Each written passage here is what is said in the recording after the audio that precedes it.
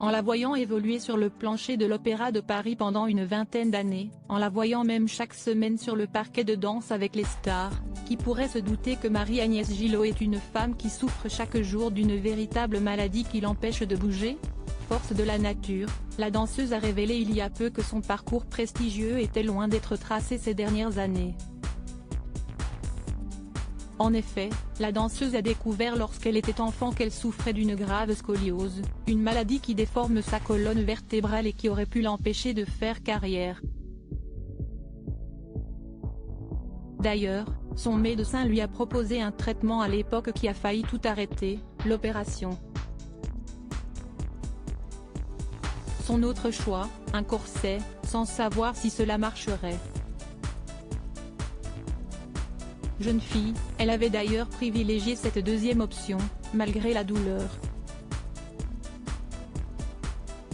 Ce corset me meurtrit jusque dans ma chair.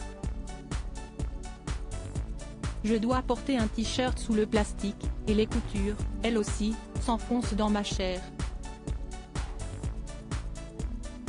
J'ai mon sein coupé en deux, des escarres à la hanche, à la fesse, une plaie ouverte, avait raconté dans une autobiographie il y a quelques mois la maman du petit Paul, qui a arrêté sa carrière de danseuse étoile il y a 5 ans déjà. Ce qui ne l'a pas empêchée de continuer de souffrir. En effet, encore très récemment, elle s'était confiée au magazine Pleine Vie sur les douleurs qu'elle continue de subir.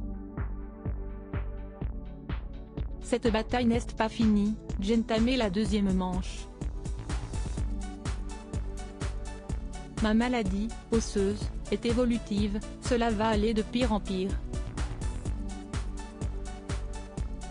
Je n'ai parlé que très tard, une fois étoile.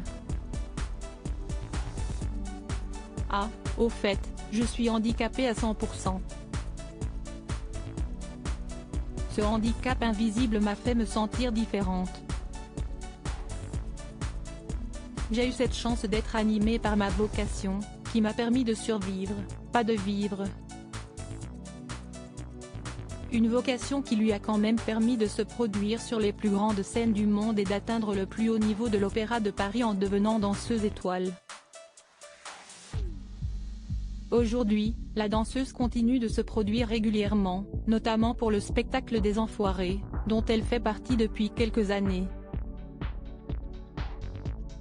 Un exercice bien loin de la rigueur de l'opéra, dont elle ne garde pas que des bons souvenirs ces dernières années, et notamment depuis sa brouille avec une autre ancienne danseuse, Aurélie Dupont, sa sœur de cœur, avec qui elle ne perd pas espoir de se réconcilier un jour. Je l'aimais encore et je l'aimerai toujours, et j'espère qu'un jour, quand nous serons grand-mère, on pourra se retrouver et mettre tout sur la table.